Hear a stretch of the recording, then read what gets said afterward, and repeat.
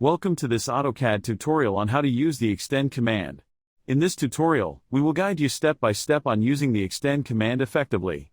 Begin by opening your desired drawing in AutoCAD.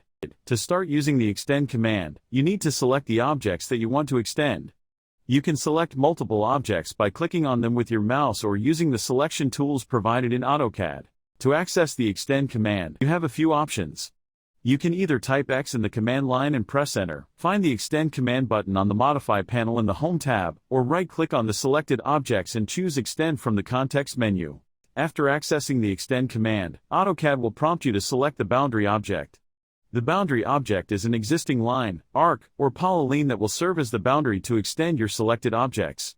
Click on a desired boundary object to proceed. Once you have selected the boundary object, AutoCAD will extend your selected objects to the boundary.